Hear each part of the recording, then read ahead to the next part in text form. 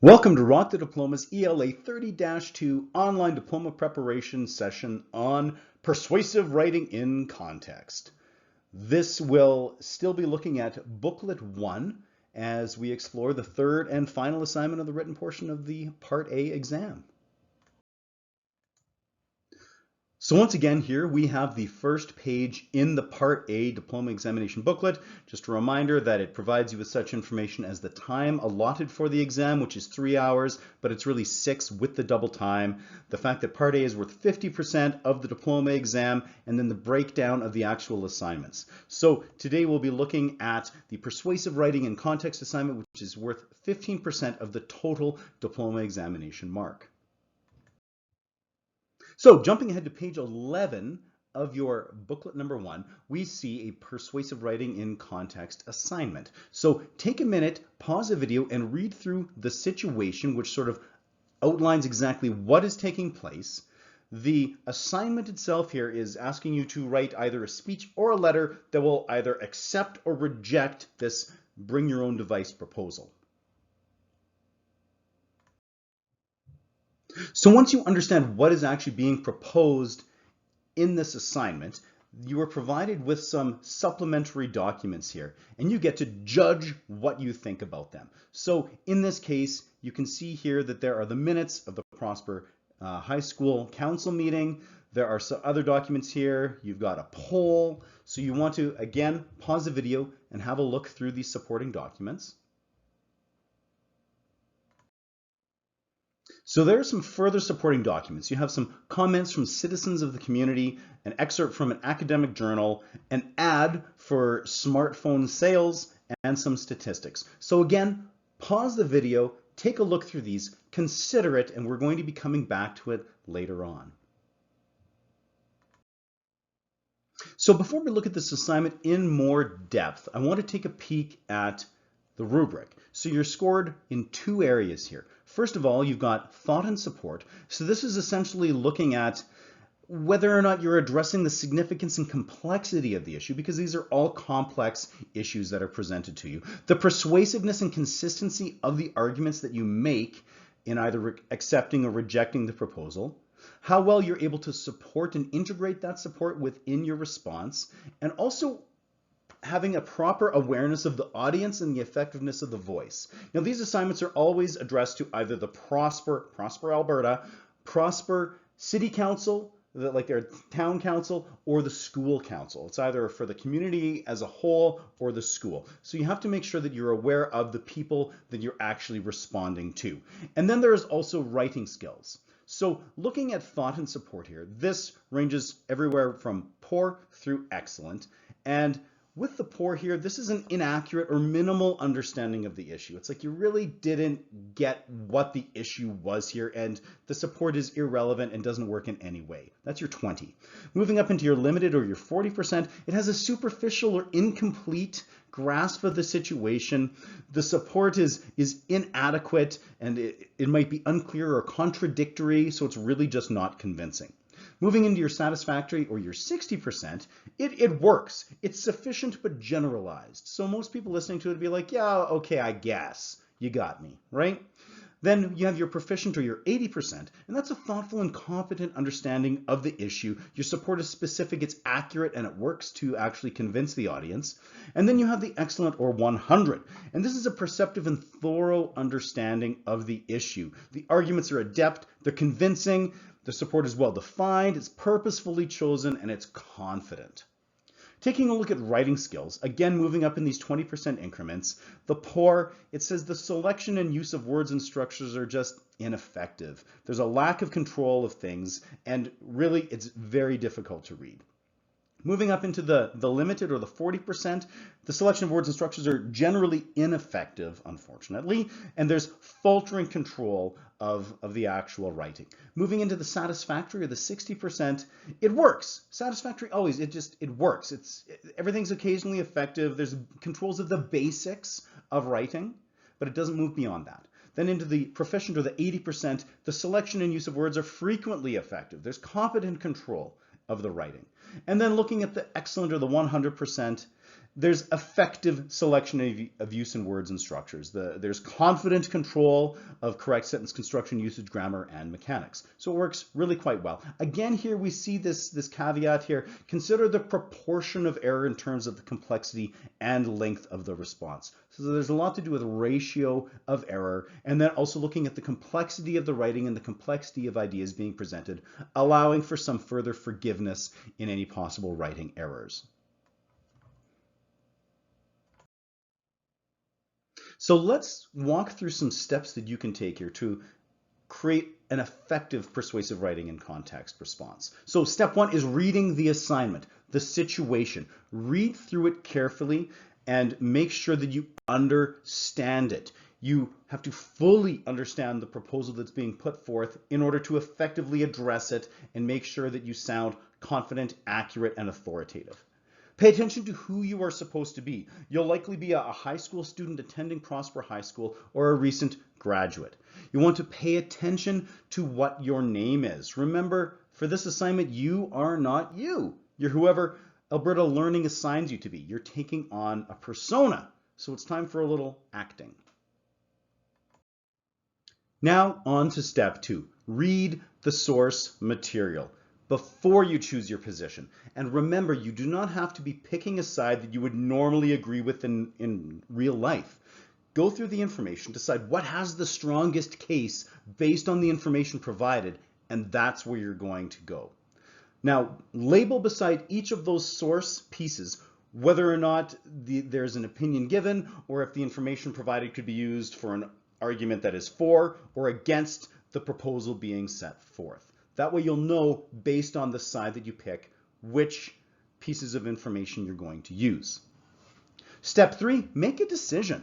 Now that you understand the proposal being put forth and have read the source material, you need to make two decisions. Decide whether you would like to accept or to reject the proposal, and then you also need to decide whether you would like to write a letter or a speech. And then step four is a brainstorming pit stop. You want to come up with 3 or more arguments that could defend your position.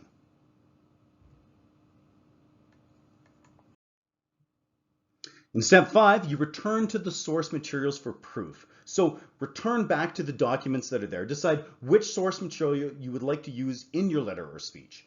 Probably if you're going to accept the proposal, just look for all of the pieces that were for arguments, and you're going to be using those. For step 6, you're going to write your letter or your speech. So using your checklist, begin writing. If you're handwriting, you don't need to double space your written work. The important thing is that it's legible and can be easily read.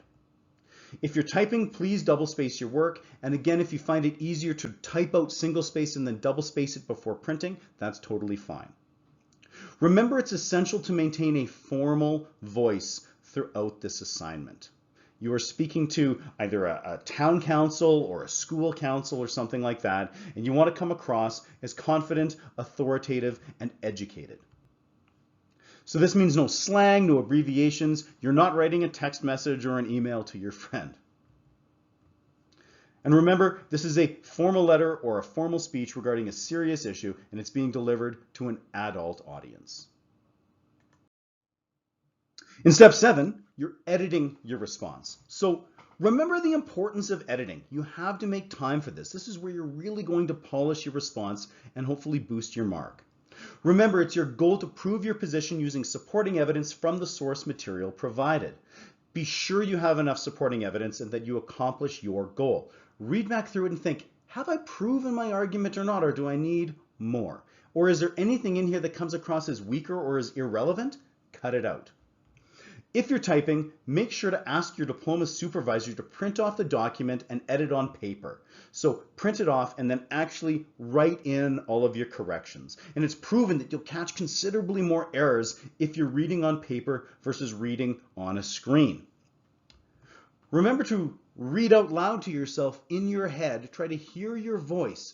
Reading it aloud like that, you can hear your missed words, awkward sentences, incorrect verb tense, run-on sentences, all of that kind of thing. So really try to hear it. And if you're writing a letter, try to ask yourself, like, does this sound like a nice formal business letter? If it's a speech, is this a persuasive sounding speech? And if you're handwriting, just edit on your actual response. Feel free to cross things out, add sentences, etc. Diploma markers are just happy that you're editing. It does not have to look perfect as long as it's very clear what you're doing. As you're reading through it, ensure that your position on the matter is crystal clear and decisive. Don't waffle on the issue. Don't be like, well, there are pros and cons to both sides. I kind of like them both. You need to actually definitively accept or reject the proposal in its entirety. Now, does your response definitively support your position? Make sure that it does. Take a look at voice. Is it appropriate for either a letter or a speech, depending on what you're writing? Is it consistent? Look at the diction and the vocabulary. Is it appropriate? Examine your tone. Is it appropriate for the audience, either a student school council or a town council? Is it appropriate for the content and the message? And of course, examine the mechanics. Look at the spelling, grammar, punctuation, and run-on sentences and fix them as necessary. And now we're on to step 8, printing and stapling, the easiest step. So have your diploma supervisor print off your response and then staple that response into the exam booklet on the appropriate page. You want to take your rough draft, if you printed one out and wrote your corrections on that, put it behind your final draft, and also write rough draft across the rough draft so that the marker is clear on which one is the completed, edited final draft, even though it should be obvious. Please remember not to straddle more than one assignment at a time. Don't hop back and forth working on all 3. It will never end well. You just want to focus on one at a time. Complete one fully, following the appropriate steps, and then move on to the next one. Step 9, double check everything in your Part A, all assignments. Go through the booklet, flip through, and make sure that you get to following the visual reflection, that on the staple here page, that's the one that you've got there. And then move past the literary exploration and get to its staple here page. And then following the persuasive writing in context, staple here on that page. Be sure on the back page of your exam booklet that you filled it out properly with pen. And this is where you've got everything on the back here. All right, informing the marker what literary text you're writing on for your literary exploration. It's in that little box there. And then step 10, smile. You completed Part A. Now you just need to prepare for Part B for the reading comprehension. So we're not quite done yet. I just want to look at some fundamentals for the persuasive writing in context. So just for a structure guide and checklist, if you are writing a letter, start it off with dear. And then, for example, dear members of the Prosper Town Council, dear members of the Prosper High School Council. If it's speeches, good afternoon. You want to address an audience as if you were speaking in front of them. Good afternoon, ladies and gentlemen of the Prosper Town Council or Prosper School Council. So then you want to introduce yourself. So use whatever name Alberta Learning has given you for this hypothetical situation, and whether you're currently in school or a graduate. So for example, my name is so-and-so and I'm a recent graduate from Prosper High School. You want to introduce the situation and what the proposal is about. So who put the proposal forth, etc. There should be 2 or more sentences, and you want to be specific. So if you're writing a letter, you can say, I am writing to you today in regards to, or if it's a speech, I am here to speak to you today concerning whatever it is. You want to respectfully acknowledge the other side of the argument. So you can say something like, I can appreciate and understand that, certain parties may feel this way about it, however. And then you want to state your position, whether you are rejecting or accepting the proposal. Now, in the body of the response, you'll have 3 to 4 body paragraphs. These will be generally arguments. So remember to begin your paragraphs with sequencing cues. To begin, firstly, secondly, furthermore, finally, etc. So You want to focus on one main argument per paragraph. You want to make use of source materials and quotations. You have them right in front of you. There's no reason not to use statistics or to quote people that were speaking. You want to be persuasive and maintain a formal voice. So in these paragraphs, to begin with, and then in the next one, secondly, or furthermore. And then in the third paragraph, thirdly, or furthermore, or something else to consider, or, if applicable, finally, if it's your last paragraph of arguments. And then in your conclusion, you want to start with a concluding word or phrase. For example, to conclude, there is no doubt, in summary, it is clear that, in the end, or after considering all of the available information, something like that. You want to restate your position, which could be rejecting or accepting the proposal, and touch briefly on the arguments you developed in your body paragraphs. You want to thank the people that you're writing to or speaking to, depending if it's a letter or a speech. For example, thank you for taking the time to hear my concerns. I greatly appreciate the time you have given to hear my concerns. And tell them you look forward to hearing from them. And then finally, provide your contact information, which could be a phone number or an email. Of course, just make these up. Don't give your actual phone number or email. And so an appropriate closure for a letter, which you wouldn't need for a speech, would be sincerely, and then sign your name if you're writing a letter, or type your name below your signature. So example, sincerely, right?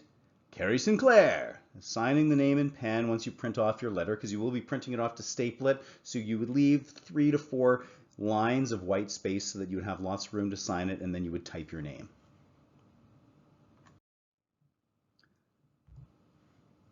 So now it is time to practice. With any of these written assignments and with the reading comp as well, you need to practice because it's the only way to improve. So look at some past persuasive writing and context assignments from Alberta Ed. Just Google the website and you will find them.